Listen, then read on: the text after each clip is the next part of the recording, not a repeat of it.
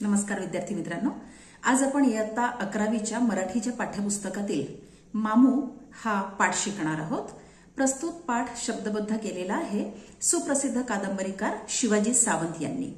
शिवाजी सावंत यांचा जन्म 31 ऑगस्ट 1940 साली झाला आणि 2002 साली ते इहलोक सोडून गेले। शिवाजी सावंत यांचा जन्म सर्वसामान्य शेतकरी कुटुंबात झाला होता। आपले शिक्षण पूर्ण केल्यानंतर त्यांनी प्रारंभीच्या काळामध्ये कोर्टामध्ये नोकरी केली। त्यानंतर त्यांनी शिक्षकी पेशा स्वीकारला। त्यानंतर महाराष्ट्र सरकारच्या शिक्षण विभागाच्या लोकशिक्षण या मासिकाचे ते प्रथम सहसंपादक बनले आणि त्यानंतर त्यांनी त्याचे संपादक पद देखील भूषविले। तरी देखील त्यांचे मन रमले ते लेखनात। विशेषतः चरित्रात्मक लेखन हा तर त्यांच्या आवडीचा प्रांत ठरला। मृत्युंजयकार अशी त्यांची ओळख संपूर्ण जगाला आहेच। त्या व्यतिरिक्त त्यांनी छावा, युगंधर, लढत अशा कादंबऱ्या लिहिल्या। अशी मने, असे नमुने, मोरावळा, लाल माती, रंगीत मने हे व्यक्तिचित्रण संग्रह त्यांचे प्रसिद्ध झालेले आहे। भारतीय ज्ञानपीठाचा मूर्तीदेवी पुरस्कार त्यांनी प्राप्त केलेला आहे। तद्वतच सर्वोत्कृष्ट वाङ्मयाच्या महाराष्ट्र राज्य पुरस्काराने तब्बल 5 वेळा ते गौरवान्वित झालेले आहेत। पूनमचंद भुतोडिया हा बंगाली पुरस्कार देखील त्यांनी प्राप्त केलेला आहे आणि पुणे विद्यापीठातर्फे जीवन गौरव पुरस्कार त्यांना प्रदान करण्यात आलेला आहे। महाराष्ट्र साहित्य परिषदेचे उपाध्यक्ष पद देखील त्यांनी भूषविलेले आहे। 1983 मध्ये बडोदा येथे झालेल्या बडोदे मराठी साहित्य संमेलनाचे ते अध्यक्ष होते आणि 1998 मध्ये कोल्हापूर येथील 7व्या कामगार साहित्य संमेलनाचे देखील ते अध्यक्ष होते। इतकेच नव्हे तर 1990 या साली साहित्याच्या नोबेल पारितोषिकासाठी देखील त्यांना नामांकन मिळालेले होते। मुळातच शिवाजी सावंतांना भव्योदात्ततेबद्दल जे ममत्व, जो आदरभाव वाटत होता तो त्यांच्या लेखनातून ठायी ठायी व्यक्त झालेला आहे असं आपल्याला दिसून येतं। आपल्या लेखन विषयासाठी प्रदीर्घ संशोधन करणं हा त्यांचा पिंड होता आणि त्यामुळे त्यांच्या कादंबऱ्या, त्यातली वर्णनं अगदी वास्तव, अगदी जिवंत अशी ठरायची। चिंतन आणि मनन करणं हा त्यांचा स्वभाव होता। मृत्युंजय कादंबरीच्या लिखाणासाठी तर त्यांनी थेट कुरुक्षेत्रामध्ये आपला मुक्काम ठोकला होता। त्यामुळे त्या कादंबरीला देखील विश्वासार्हतेचा आणि वास्तवाचा असा एक स्पर्श लाभलेला आहे। महाभारताच्या विराट विश्वातून कर्णाला त्याच्या दुःखी यातनामय आयुष्याला वेगळे करून त्यांनी त्याच्या अंतरंगात शिरण्याचा प्रयत्न केला, त्याच्या मनाचा वेध घेण्याचा प्रयत्न केला आणि त्यातून साकारला तो सत्प्रवृत्त, कुटुंबवत्सल, समर्पणशील आणि स्वाभिमानी असा कर्ण। गुरुजनांबद्दल कृतज्ञता भाव बाळगणारा आणि मैत्रीसाठी आपले सर्वस्व देखील अर्पण करणारा। कर्णाच्या या कथानकाने लोकप्रियतेचे सारे बंध ओलांडले। त्यांची ही कादंबरी हिंदी, इंग्रजी, मल्याळी, कन्नड, तेलुगू, उडिया, गुजराती, बंगाली अशा विविध भाषांमध्ये अनुवादित झाली। स्थल काल भाषेच्या सगळ्या मर्यादा ओलांडून लोकप्रियतेचे नवे मानदंड प्रस्थापित करणारी मराठीतील ही कदाचित पहिली कादंबरी असावी। आणि त्यानंतर लिहिलेल्या छावा या कादंबरीसाठी संभाजी महाराजांच्या व्यक्तिमत्वाचा आणि त्यांच्या सभोवतालच्या तत्कालीन परिस्थितीचा मानसशास्त्रीय दृष्टिकोनातून अभ्यास करून त्यांनी आपले राजेपद जबाबदारीने आणि विवेकाने सांभाळणारे आणि औरंगजेबाने दिलेल्या क्रूर मृत्यूदंडाच्या शिक्षेला धीरोदात्तपणे सामोरे जाणारे संभाजी महाराज जगासमोर आणले। त्यानंतरच्या त्यांच्या युगंधर या कादंबरीने श्रीकृष्णाच्या जीवनातील चमत्कार वगळून कृष्ण जीवन दर्शन त्यांनी वाचकांना घडवले। श्रीकृष्णासारखा मनुष्य जन्माला आलेला एक जीव भगवान पदापर्यंत पोहोचतो। त्यामुळे आपण देखील श्रीकृष्णासारखे आदर्श आचरण जर केले तर स्वतःचा उद्धार आपण स्वतःच घडवून आणू शकतो हा विश्वास सामान्य जनांमध्ये जागृत करण्याचा प्रयत्न म्हणजे ही कादंबरी होय। तसेही कृष्णाने अर्जुनाला भगवद्गीतेमध्ये सांगितले आहेच, उद्धरेत आत्मना आत्मानम न आत्मानम अवसादयेत, आत्मैव ह्यात्मनो बंधुः आत्मैव रिपुरात्मनः। म्हणजेच काय तर भगवान श्रीकृष्ण इथे अर्जुनाला सांगतात की उद्धरेत आत्मना आत्मानम म्हणजे स्वतःचा उद्धार आपल्याला स्वतःलाच करावा लागेल। न आत्मानम अवसादयेत, स्वतःचं अधःपतन होऊ नये याची सुद्धा काळजी आपल्याला स्वतःच घ्यावी लागेल। कारण आत्मा एव ही बंधुः आत्मनः म्हणजे आपण स्वतःच स्वतःचे मित्र असतो आणि आत्मा एव रिपुः आत्मनः आपण स्वतःचेच शत्रू सुद्धा ठरू शकतो. आपण स्वतःला जर चांगल्या मार्गाने जायचंय असं सारखं सांगत गेलो, त्यानुसार आचरण करत गेलो, तर आपण स्वतःचे मित्र ठरतो. आणि आपण सकारात्मक दृष्टिकोन न ठेवता केवळ नकारात्मकतेला आपल्या मनामध्ये जागा दिली आणि वाईट वर्तन केलं तर काय होणार? आत्मा एव आत्मनहरिपुः, म्हणजे आपण स्वतःचे शत्रू ठरत असतो. म्हणजे स्वतःचा उद्धार जर आपल्याला करायचा असेल, आपली आत्मिक उन्नती आपल्याला घडवून आणायची असेल, स्वतःचा विकास करायचा असेल, तर त्यासाठी आपल्याला स्वतःलाच प्रयत्न करावे लागतील. हा संदेश श्रीकृष्णांनी अर्जुनाच्या माध्यमातून सगळ्या जनसामान्यांना दिलेला आहे. आणि श्रीकृष्णासारखेच सर्वसामान्य व्यक्ती म्हणून जन्माला आल्यानंतर देखील भगवंत पदाची प्राप्ती तुम्ही आम्ही सगळेच सन्मार्गाने आपलं जीवन व्यतीत करून सहज करू शकतो, असा अतिशय मोलाचा उपदेश, मोलाचा संदेश शिवाजी सावंत या कादंबरीच्या माध्यमातून, युगंधर या कादंबरीच्या माध्यमातून आपल्या सगळ्यांना देतात. शिवाजी सावंत यांनी केवळ पौराणिक किंवा ऐतिहासिक विषयांवरच कादंबरी लेखन केलेलं आहे असं नाही, तर सर्वसामान्य लोकांच्या जीवनावर सुद्धा, सामान्यांतून असामान्य ठरणाऱ्या, आपणा सर्वांसाठी प्रेरक ठरणाऱ्या अशा व्यक्तिमत्वांचा सुद्धा त्यांनी आपल्या कादंबरी लेखनाच्या माध्यमातून वेध घेतलेला आहे. लढत ही त्यांची कादंबरी जी आहे ती सहकार महर्षी विठ्ठलराव विखे पाटील यांच्या जीवनावर आधारित आहे. तर संघर्ष ही त्यांची कादंबरी जी आहे ती प्रसिद्ध कामगार नेते मनोहर कोतवाल यांची जीवन कहाणी आहे. या व्यतिरिक्त त्यांनी जे चरित्रात्मक लेखन केलेले आहे, जसे अशी मने असे नमुने, मोरावळा, लाल माती रंगीत मने इत्यादी अशा व्यक्तिचित्रण संग्रहांमध्ये त्यांनी त्यांच्या अवतीभोवती पाहिलेली, दैनंदिन जीवनात त्यांना भेटलेली, त्यांच्या जीवनाशी एकरूप झालेली, त्यांच्यावर निस्सीम प्रेम करणारी अशी निर्मळ मनाची माणसं रंगवलेली आहेत. अशाच एका मुलांवर निस्सीम प्रेम करणाऱ्या, कर्तव्य तत्पर असणाऱ्या, प्रेमळ अशा व्यक्तिमत्वाला म्हणजेच मामूला आपण आज आपल्या पाठाच्या माध्यमातून भेटणार आहोत. प्रस्तुत पाठातून लेखकाने मामूच्या स्वभावाच्या विविध पैलूंचे आपल्याला दर्शन घडवलेले आहे. प्रामाणिक, देशाभिमानी, नम्र, सेवाभावी आणि सहृदयी असलेला मामू माणुसकीचं अतिशय विलोभनीय दर्शन आपणा सर्वांना घडवतो. समर्पक शब्दरचना, चित्रदर्शी लेखनशैली यामुळे मामू हे व्यक्तिमत्व अतिशय परिणामकारकतेने वाचकांच्या मनाला भिडते. आता आपण प्रस्तुत पाठाला सुरुवात करूयात. लेखक म्हणतो, घण घण घण थोराड घंटेचे टोलांवर टोल पडत राहतात. चैतन्याचे छोटे कोंब उड्या घेत प्रार्थना मंदिराकडे एकवटू लागतात. समाधानी चर्येनं मामू स्टूलावरून खाली उतरतो. हा मामू जो आहे तो एका शाळेमध्ये चतुर्थ श्रेणी कर्मचाऱ्याची भूमिका निभावत असतो. तिथे तो नोकरी करत असतो. त्यामुळे प्रार्थनेच्या वेळी घंटेचे टोल देणं ही त्याची जबाबदारी असते.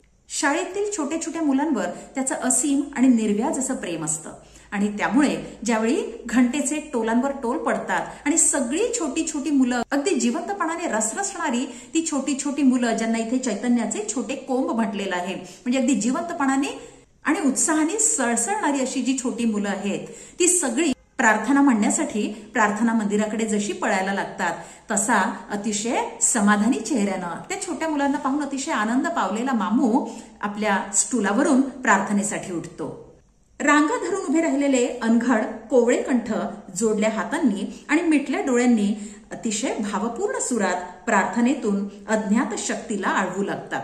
अनघड म्हणजे पूर्णपणे न घडलेली, म्हणजे अगदी संस्कारशील असलेली, संस्कारक्षम वयात असलेली ही जी छोटी छोटी मुलं आहेत ना, त्यांचे कोवळे कंठ हात जोडून आणि डोळे मिटून अगदी पूर्णपणे त्या प्रार्थनेशी समरस होऊन ती प्रार्थना आळवायला लागतात आणि त्या प्रार्थनेच्या साह्याने त्या अज्ञात शक्तीला, परमेश्वराला ते विद्येचं, सन्मार्गाचं, सद्बुद्धीचं दान मागत असतात.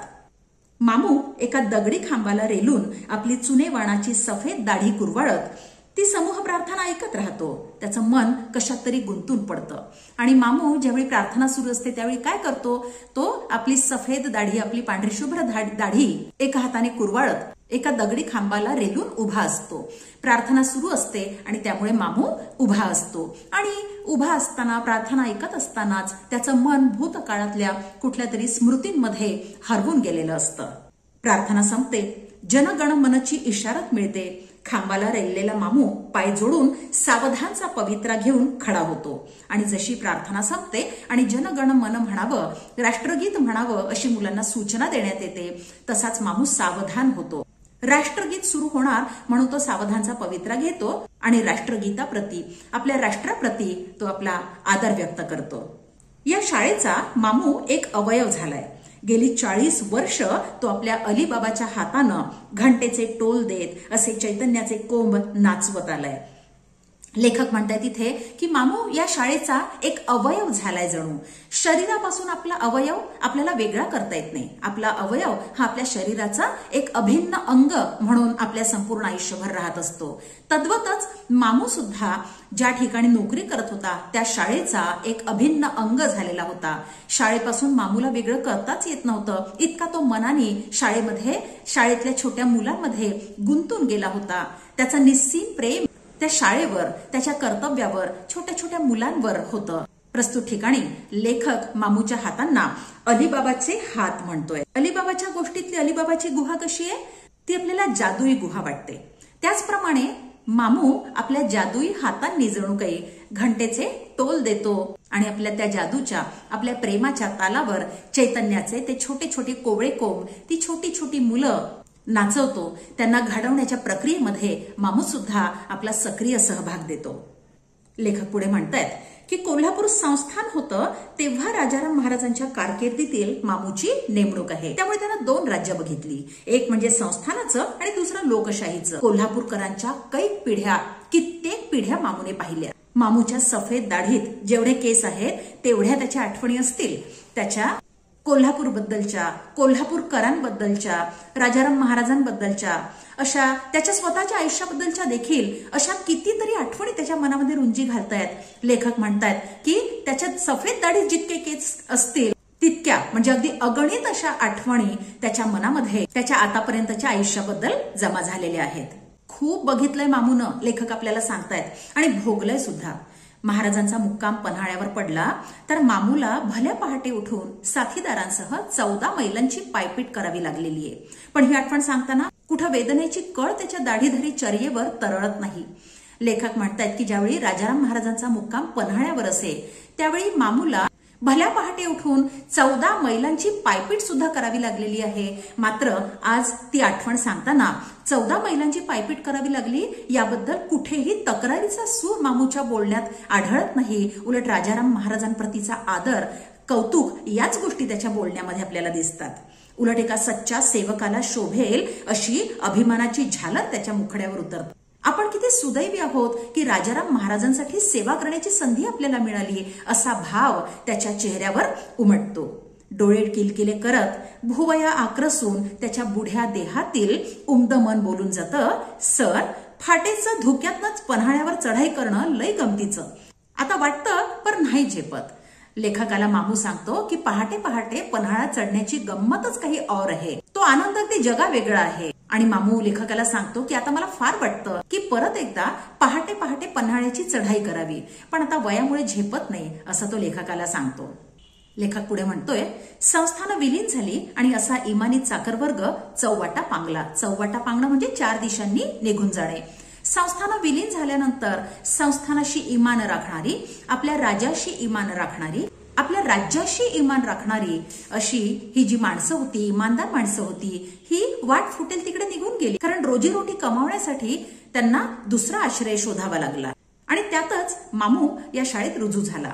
आपल्या उदरनिर्वाहासाठी मामूने या शाळेमध्ये नोकरी पत्करली. एक शिपाई म्हणून तो इथे रुजू झाला. डुईला अबोली रंगाचा फेटा, अंगात नेहरू शर्टावर गर्द निळं जॅकेट, जॅकेटाच्या खिशात चांदीच्या साखळीचं एक जुनं पॉकेट वॉच, खाली घेराची आणि घोट्याजवळ चुण्या असलेली तुमान, पायात जुना पुराणा पंप शू, हा मामूचा पोशाख. मामू आपल्या डुईला म्हणजे डोईला म्हणजेच डोक्याला अबोली रंगाचा फेटा घालत असे. अंगात नेहरू शर्ट परिधान करून त्यावर तो एक गर्द निळ्या रंगाचा जॅकेट घालत असे. त्या जॅकेटाच्या खिशात चांदीची साखळी असलेलं एक जुनं पुराणं घड्याळ असायचं आणि पायात तो एक चुडीदार म्हणजे खाली घेर आणि घोट्याजवळ चुण्या चुण्या असलेली अशी तुमान घालायचा. पायजामा घालायचा एक प्रकारचा चुडीदार सारखा दिसणारा आणि पायामध्ये अतिशय जुना पुराणा असा शू म्हणजे जोड तो घालायचा. हे झालं मामूचं बाह्य वर्णन. परंतु अंतरंगी मामू कसा होता याचं वर्णन करताना लेखक आपल्याला सांगतायत की शाळेत तो शिपाई आहे पण शाळेबाहेर तो बहुरूपी आहे. म्हणजे शाळेमध्ये त्याला केवळ एकच काम करावं लागतं, शिपायाचं. मात्र शाळेबाहेरच्या विश्वामध्ये तो वेगवेगळी रूपं, वेगवेगळ्या भूमिका अगदी लीलया वठवत असतो. कुठं फळांच्या मार्केटमध्ये एखाद्या बागवानाच्या दुकानावर घटकाभर बसून त्याचं दुकान चालवण्याचं तो काम करायचा, तर कधी कुठं फळांच्या मार्केटमध्ये एखाद्या बागवानाच्या दुकानावर घटकाभर बसून त्याचं दुकान तो चालवायचा आणि त्या बदल्यात तो दुकानदार त्याच्या हातावर जे ठेवेल ती अल्लाची खैर म्हणून, अल्लाची कृपा म्हणून तो पटकन स्वीकारायचा, विना तक्रार स्वीकारायचा. कधी कधी तो एखाद्या मुस्लिम अधिकाऱ्याच्या बच्चीला, त्याच्या मुलांना उर्दूची शिकवण द्यायचा. 1 ना 2 नाना तऱ्हेचे उद्योग मामू करायचा. कोणतंही काम करताना अतिशय जबाबदारीने तो ते काम करत असे आणि त्याचा आनंद घेत असे. अशा प्रकारे लोकांना मदत करण्यात तो आनंद मानत असे. शाळेतील लोकांना तो शिपाई वाटतो. शाळेबाहेरच्या लोकांना त्याची अनेक रूपं दिसतात. मौलवी, व्यापारी, उस्ताद या सगळ्यांचा अंतर्भाव करता येईल असं सगळ्यांनी त्याला एक सुटसुटीत नाव देऊन दिलेलं आहे आणि ते आहे मामू. मौलवी, व्यापारी, उस्ताद कुठलीही भूमिका पार पाडताना ते नाव त्याला अतिशय शोभून दिसतं असं आपला लेखक इथे म्हणतोय. 10 वर्षांपूर्वी मी या शाळेत रुजू झालो तेव्हापासून या माणसाला अतिशय जवळून पारखत आलोय. गरीब माणसानं किती आणि कसं हुशार असावं याचा मामू एवढा मासला मला काही बघायला मिळालेला नाही. लेखक म्हणतोय की मामू गरीब आहे मात्र अतिशय हुशार आहे आणि मामू सारखा इतका हुशार, इतका कर्तव्य तत्पर आणि सगळ्यात महत्वाचं म्हणजे इतका सच्चा मनाचा माणूस मला मासला म्हणजे उदाहरण, म्हणजे मामू सारखं दुसरं उदाहरण मला दुसरीकडे आजपर्यंत बघायला मिळालेलं नाहीये.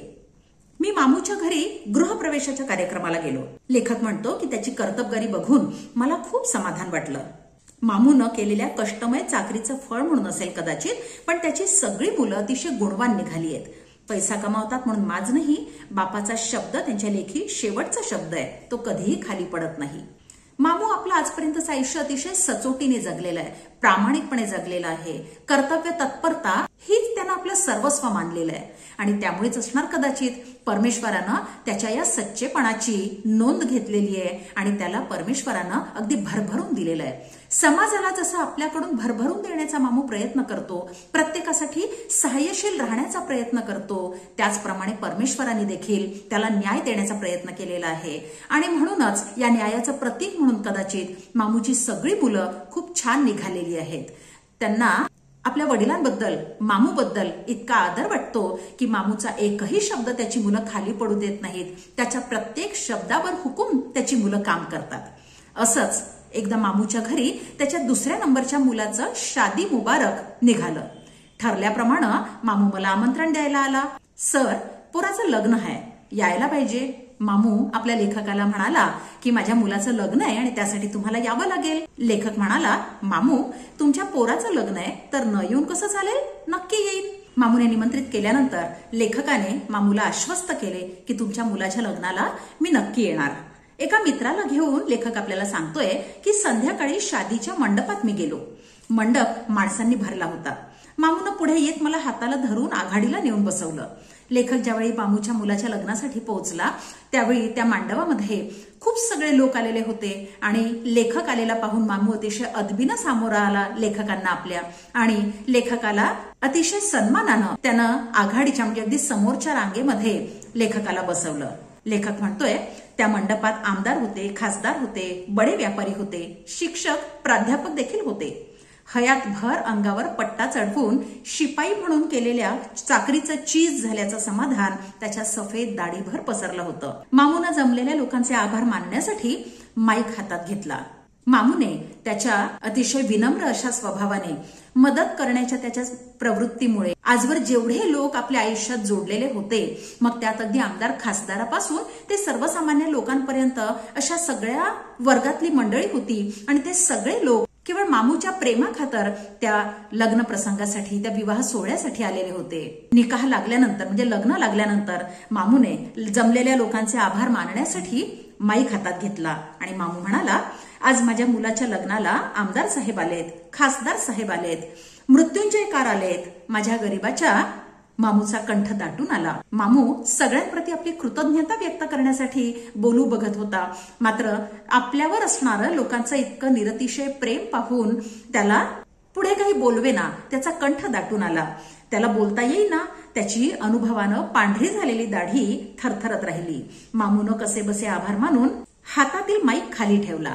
धर्मापेक्षा माणूस मोठा आहे आणि माणसापेक्षा माणुसकी फार फार मोठी आहे असे विचार घेऊनच त्या दिवशी लेखक म्हणतो मी मंडपातून बाहेर पडलो. त्या दिवशी या प्रसंगामुळे, या अनुभवामुळे लेखकाला एक अतिशय महत्वाची शिकवण मिळाली आणि ती म्हणजे धर्मापेक्षा माणूस मोठा आहे आणि माणसापेक्षा माणुसकी मोठी आहे. जगामध्ये धर्माच्या, पंथाच्या, जातींच्या, भाषांच्या, संस्कृतींच्या सगळ्या बाबतीत प्रचंड वैविध्य आहे मित्रांनो. आणि या सगळ्या वैविध्यातून सुद्धा मला असं वाटतं एकच संदेश सगळ्यांना मिळत असतो. प्रत्येक धर्मातून सुद्धा आपल्याला एकच संदेश मिळत असतो आणि तो म्हणजे माणुसकीचा, एकमेकांवर प्रेम करण्याचा, एकमेकांशी सहृदयतेने वागण्याचा. लेखक म्हणतो की धर्मापेक्षा माणूस मोठा नाही. सगळ्यात महत्वाची माणुसकी. माणुसकीने तुम्ही जर वागत असाल तर तुम्ही कोणत्या धर्माला मानता, कोणत्या धर्माचं पालन करता, कोणत्या पंथाचं पालन करता, या गोष्टी विशेष महत्वाच्या ठरत नाहीत. धर्म या शब्दाची व्याख्या तसं पाहिलं तर अतिशय व्यापक आहे. आज आपल्या कोत्या मनोवृत्तीमुळे तिला अतिशय संकुचित स्वरूप प्राप्त झालेलं आहे असं मला वाटतं. मुळात ध्रुव धारयती धारयते या संस्कृत धातूपासून धर्म हा शब्द तयार झालेला आहे. प्रजेचं धारण करतो तो धर्म, ही खरं तर धर्माची खरी व्याख्या असायला हवी मित्रांनो. पण आज काय दिसतंय आपल्याला, तर धारयती ऐवजी मारयती अशी व्याख्या आपण धर्माची केलेली आहे की काय, अशी शंका येण्यासारखी परिस्थिती अगदी जागतिक परिप्रेक्ष्यामध्ये सुद्धा आपल्याला दिसते. माणसाने माणसाशी प्रेमाने वागण्याऐवजी किती द्वेषाने आपल्याला एकमेकांशी वागता येईल असा विचार करणारे काही समाजकंटक, धर्मकंटक त्यांना म्हणायला हरकत नाही, असे लोक जे आहेत, केवळ त्यांच्यामुळे ही धर्माची व्यापकता जी आहे, त्या धर्माच्या व्याख्येतली जी व्यापकता आहे ती दिवसेंदिवस संकुचिततेकडे येते असं मला वाटतं. धर्म कोणताही असो, एका माणसाने दुसऱ्या माणसाशी माणुसकीने आणि प्रेमाने वागायला हवंय आणि जर असं आपल्याला वागता आलं तर आपण आपल्या धर्माचं, मग तो कुठलाही का धर्म असे ना, पण खऱ्या अर्थाने पालन करतोय असा त्याचा अर्थ होईल. मामू ज्या धर्माचं पालन करत होता त्याच्या व्यतिरिक्त सुद्धा अन्य धर्मीय लोक, भिन्न धर्मीय लोक सुद्धा त्याच्या मुलाच्या लग्नासाठी मामूबद्दलच्या प्रेमानं जमलेले होते. मग या ठिकाणी आपल्याला काय दिसतं, इथे धर्म नाही मोठा ठरला, इथे मामूची माणुसकी मोठी ठरली आणि त्यामुळे धर्मापेक्षा माणूस आणि माणसापेक्षा माणुसकी मोठी हे अतिशय महत्वाचं तत्वज्ञान घेऊन त्या मंडपातून मी बाहेर पडलो असं आपल्याला इथे लेखक म्हणतोय. मामूच्या वागणुकीतून हा जो विचार आपल्याला मिळतो हा अतिशय महत्वाचा विचार आहे असं मला वाटतं, अतिशय महत्वाचा संदेश आहे असं मला वाटतं. लेखक पुढे म्हणतोय, मामूचा शेवटचा बच्चा शाबू माझ्या हाताखाली शिकला. चांगल्या गुणांनी तो SSC पास झाला. तो पास होताच मामूचं माझ्या मागे लकडं लागलं, सर शाबूला कुठेतरी चिकटवा. मामूचा मुलगा शाबू ज्यावेळी चांगल्या गुणांनी SSC पास झाला त्यावेळी मामूने आपल्या लेखकामागे लकडा लावला. लकडा लावणं म्हणजे एकच एक गोष्ट वारंवार म्हणणे, आग्रह धरणे. मामू लेखकाच्या मागे लागला की शाबूला कुठेतरी तुम्ही नोकरी लावून द्या. त्यावर लेखकाने मामूला समजावलं की मामू हा शेवटचा बच्चा, तुमच्यात कुणीच पदवीधर नाही, याला शिकू द्या. याला नोकरीत अडकवलात की हा संपला. जरा नेट धरा, काही अडलं नडलं मला सांगा. मी मामूला दिलासा देत होतो. लेखकाने मामूला समजावलं की तुमच्या घरामध्ये पदवीधर कोणी झालेलं नाही, त्यामुळे याला पदवीधर होऊ द्या. हा हुशार आहे, शिकू शकेल असा हा मुलगा आहे, त्यामुळे याला पहिल्यांदा शिक्षण घेऊ द्या, त्याचं शिक्षण पूर्ण करू द्या. कारण एकदा का तो कमवायला लागला की मग त्याचा शिक्षणातला रस कमी होईल आणि मग तो आपलं शिक्षण नाही पूर्ण करू शकणार. लेखकाने मामूला आश्वस्त केलं की तोपर्यंत म्हणजे शाबूला नोकरी लागेपर्यंत जर तुम्हाला काही गरज पडली, कशाची काही अडचण आली तर तुम्ही मला निर्धास्तपणे सांगू शकता. बदलत्या काळाची पावलं ओळखून मामून निर्धार बांधला. पोराला कॉलेजात दाखल केलं आणि मग लेखकाने समजावल्यानंतर मामूने आपल्या मुलाचं शिक्षण पुढे सुरू ठेवलं. परवा मामूची बुढी आई अल्लाला प्यारी झाली. तिच्या आठवणी सांगताना मामूच्या डोळ्यात पाणी तरळलं. दुनियेत सारं मिळेल सर, पण आईची माया कुणाकडनं नाही मिळायची. हे त्याचे बोल ऐकताना लेखक म्हणतायत की नातवंड असलेला मामू मला त्याच्या शाबूसारखा पोर वयाचा वाटला. त्याची आई वारली त्या दिवशी शाळेला सुट्टी मिळाली. मामूची आई वारली, म्हातारी आई वारली, त्यावेळेचा प्रसंग सांगताना लेखक म्हणतोय की अगदी एवढा मोठा मामू मला त्याच्या आई वारल्यानंतर अगदी पोर वयासारखा, त्याच्या मुलासारखा, शाबूसारखा वाटला. कारण आई गेल्यामुळे शोकमग्न झालेला मामू हा अगदी एखाद्या लहान मुलासारखा दुःखी झालेला होता त्याच्या आईच्या वियोगामुळे. आणि या ठिकाणी मामू आपल्या लेखकाला जे सांगतो की आईचं प्रेम, आई वडिलांचं प्रेम जगात कुठेही मिळत नाही, हे अगदी त्रिकाला बाधित सत्य आहे मुलांनो. जगामध्ये सगळं काही आपल्याला विकत मिळू शकतं, सगळ्या गोष्टी विकत मिळू शकतात, पण आपल्या आई वडिलांचं जे निस्सीम प्रेम असतं आपल्यावरचं, जे निरपेक्ष प्रेम असतं, ते मात्र जगामध्ये कुठेही मिळू शकत नाही. लेखक आपल्याला सांगतोय पुढे की हे हायस्कूल म्हणजे ज्या ठिकाणी मामू नोकरी करतो, लेखक आपले शिक्षकी पेशा करतायत, ते हायस्कूल 100 वर्षांवर जुनं आहे. म्हणजे 100 वर्षांपेक्षा जास्त जुनं ते हायस्कूल आहे. इथलं रेकॉर्ड त्यामुळे अवाढव्य आहे. इतक्या वर्षांपासून इथे जी सगळी मुलं शिकून गेली त्यांच्याबद्दलचं रेकॉर्ड इथे आहे आणि त्यामुळे ते सगळं रेकॉर्ड हाताळणं हे अतिशय जिकिरीचं काम आहे. खूप प्रचंड कागदपत्र तिथे इतक्या सगळ्या मुलांची आहेत.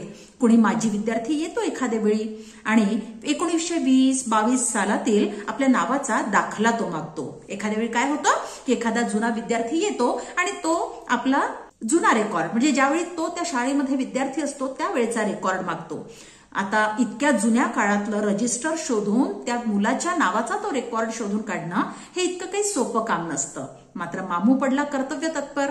मामू काय करतो, ते रजिस्टर अचूक शोधतो आणि त्यातून त्याचं नाव सुद्धा तो धोंडून काढतो म्हणजे शोधतो. हाती दाखला पडलेला बाप्या झालेला विद्यार्थी, बाप्या म्हणजे माणूस, म्हणजे जेव्हा तो शाळेत शिकत असे तेव्हा पोरवयाचा असलेला तो विद्यार्थी आता माणूस झालेला असतो, मोठा झालेला असतो आणि तो विद्यार्थी मग मामूचा हात हातात घेऊन, त्याला खूप आनंद झालेला असतो आणि त्यामुळे तो मामूचा हात हातात घेऊन म्हणतो, चलो मामू चाय लेंगे. कशाला? नग आताच घेतलाय. कुठं हाय आता तुम्ही? मामू त्या विद्यार्थ्याला अतिशय आस्थेने विचारपूस करतो. तुम्ही आता काय करताय, कुठे नोकरी करताय? मामू त्याचा चहा नाकारण्याचा प्रयत्न करतो. मनात जुन्या आठवणी रेंगाळणारा विद्यार्थी त्याचा हात खेचून त्याला आग्रहानं चहाला नेतो. मामूने जरी नकार दिलेला असतो तरी सुद्धा तो विद्यार्थी मामूचा नकार अजिबात ऐकून घेत नाही आणि त्याच्यावरच्या प्रेमापोटी आपण विद्यार्थी असताना मामूच्या त्याच्या मनामध्ये खूप सगळे छान छान आठवणी जमा झालेले असतात. त्या आठवणींचा मागोवा घेत तो विद्यार्थी मग मामूला अतिशय आग्रहाने चहा प्यायला नेतो. मग चहा पिता पिता त्याच्या वेळच्या शिक्षकांच्या आठवणींना उजाळा मिळतो आणि मग चहा पिता पिता तो विद्यार्थी त्याच्या वेळी त्या काळामध्ये त्याला ज्या शिक्षकांनी शिकवलेलं असतं त्या शिक्षकांची आठवण काढतो. एम.आर. सर भारी माणूस, केवढा आग होता त्या वक्ताला हायस्कूलचा. मामू हरवलेल्या काळाला मुठीत पकडण्याचा प्रयत्न करतो आणि मग त्या विद्यार्थ्यांनी त्या विशिष्ट सरांची आठवण काढली की मामूला सुद्धा त्या सरांची आठवण येते आणि मामू म्हणतो की एम.आर. सरांच्या वेळेला, त्या सरांच्या व्यक्तिमत्वामुळे, त्यांच्या शिकवण्यामुळे, त्यांच्या कार्यामुळे हायस्कूलला मोठा मान मिळत होता, मोठा आब राखला गेला होता त्यांच्यामुळे, त्यांच्या कार्यामुळे हायस्कूलचा. मामू अशा पद्धतीने हरवलेल्या, हातातून निसटून गेलेल्या काळाला परत एकदा मुठीत पकडण्याचा प्रयत्न करतो, ते जुने दिवस आठवण्याचा प्रयत्न करतो. लेखक म्हणतात ही शाळा सरकारी आहे. इथे ड्रॉइंगच्या, कॉमर्सच्या, सरकारी सर्टिफिकेटच्या अशा सगळ्या परीक्षांचं केंद्र आहे. या परीक्षा आल्या की बुढा मामू पाखरागत हालचाली करू लागतो. नंबर टाकणं, बाकडी हलवून बैठकीची व्यवस्था करणं, पाणी देण्यासाठी गोरगरिबांची पोरं ऑफिसमध्ये आणून दाखल करणं, पडेल ते काम मामू अतिशय उत्साहाने करत असतो. ही शाळा अतिशय जुनी असल्यामुळे इथे अभ्यासपूरक अशा ज्या काही इतर परीक्षा असतात, म्हणजे ड्रॉइंगची परीक्षा किंवा कॉमर्सची परीक्षा, या अशा सगळ्या परीक्षांचं ही शाळा म्हणजे केंद्र असते. आणि मग ही परीक्षा जवळ आली की वेगवेगळ्या वर्ग खोल्यांमध्ये रोल नंबर्स टाकावे लागतात विद्यार्थ्यांचे. बैठक व्यवस्था त्या परीक्षेच्या रिक्वायरमेंटनुसार तयार करावी लागते. इतर कामांसाठी काही मुलं सुद्धा हाताखाली लागतात, तर ही मुलं सुद्धा शाळेमध्ये आणून दाखल करणं, हे सगळं काम जे आहे, नंबर टाकण्यापासून ते इतर मुलांची व्यवस्था करणं, म्हणजे कामासाठी आणलेल्या मुलांची व्यवस्था करणं, ही सगळी कामं मामू अतिशय उत्साहानं करायला लागतो. आणि त्यावेळी तर अगदी पाखरासारखी जलद हालचाल करून मामू ही सगळी कामं अतिशय उत्साहानं पार पाडतो. कधी खेळताना, कधी प्रार्थनेच्या वेळेला एखादं पोरगं चक्कर येऊन कोसळतं. रिक्षा आणून त्या पोराला घालून डॉक्टरकडे नेताना मामू त्याच्या आईच्या मायेनं त्याला धीर देत असतो. तो त्याला म्हणतो, घाबरू नकोस, ताठ बस, काय झालं नाही तुला. एखाद्या वेळी शाळेमध्ये प्रार्थनेच्या वेळी किंवा इतर कुठल्या वेळी एखाद्या मुलाला चक्कर आली की त्याला रिक्षात घालून दवाखान्यात नेण्याचं काम मामूचं असतं. मग अशा वेळी मामू त्या मुलाला धीर देत असतो. अगदी त्याच्या आईच्या मायेनं मामू त्याला धीर देत सांगतो की तुला काही झालेलं नाहीये, तू अगदी व्यवस्थित आहेस, तू अगदी ठणठणीत आहेस. अशा प्रकारे शाळेतल्या मुलांना आईची माया देण्याचं काम सुद्धा मामू करत असतो आणि म्हणूनच मामूवर देखील सगळे लोक तसंच प्रेम करतात. 26 जानेवारी 15 ऑगस्ट या राष्ट्रीय दिवशी कधी कधी मामूच्या हातानं इथला राष्ट्रध्वज दंडावर सरसरत चढतो. शाळेच्या 3ऱ्या मजल्यावरच्या माथ्यावर निकोप वाऱ्यावर तो राष्ट्रध्वज फडफडत असतो.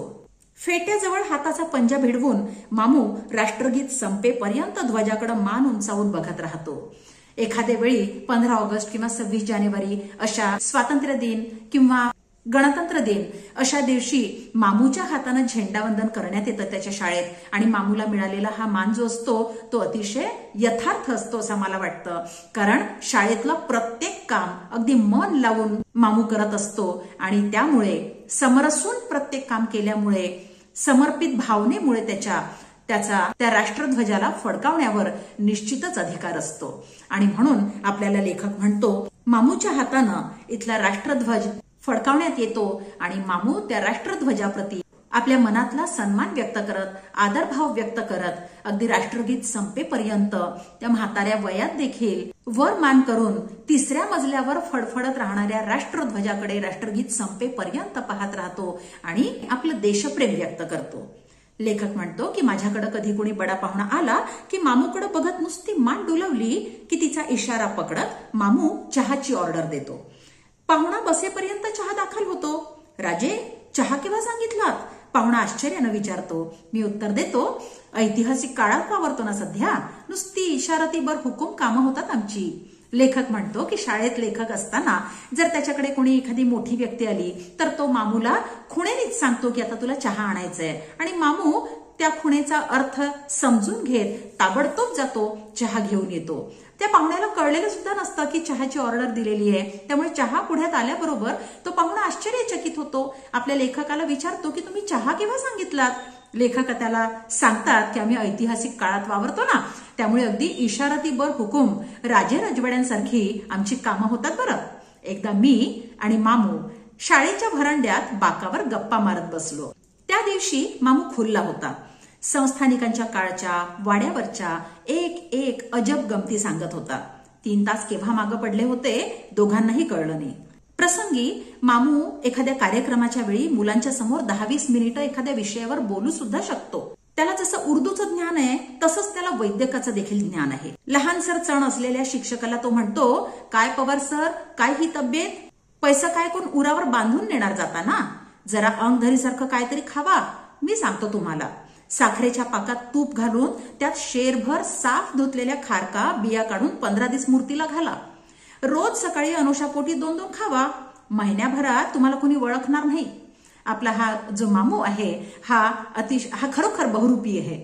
लेखक आपल्याला सांगतो की एखाद्या विषयावर 10-15 मिनिटं मुलांसमोर भाषण देण्या इतकं ज्ञान त्याच्याजवळ असतं. म्हणजे तो मुलांसमोर भाषण सुद्धा देऊ शकतो.